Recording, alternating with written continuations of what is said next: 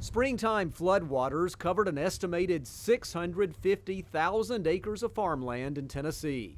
Last May, the water from the nearby Mississippi River was chest high on Jimmy Moody's land. He could get around only by boat.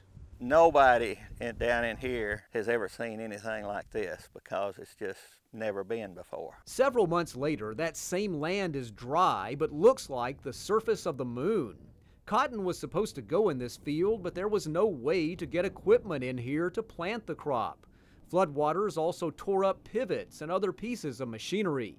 Moody has crop insurance, but it's still a loss. I don't know, I'm gonna say it was 300 or 400 acres probably on this farm that would have been impossible to plant.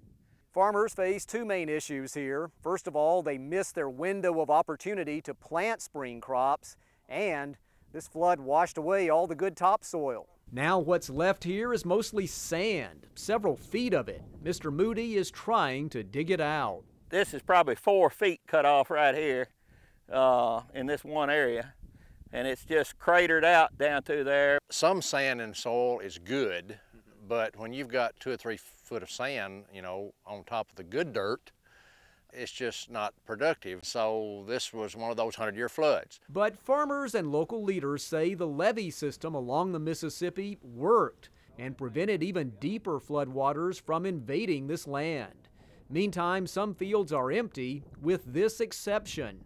Harmful Palmer pigweed is growing well. Our herbicide-resistant weeds that are spreading here in the Mississippi Delta anyway have only been, increased because what we've done is moved them from places where we had them by water to places we didn't. Dr. Main and other UT Extension leaders will work with farmers impacted by the floods to help them get through this difficult time. For now, the Moody farm will focus on other crops growing inland and plan for 2012. And the hope will be that the Mississippi behaves itself when planting season rolls around next year. This is Chuck Denney reporting.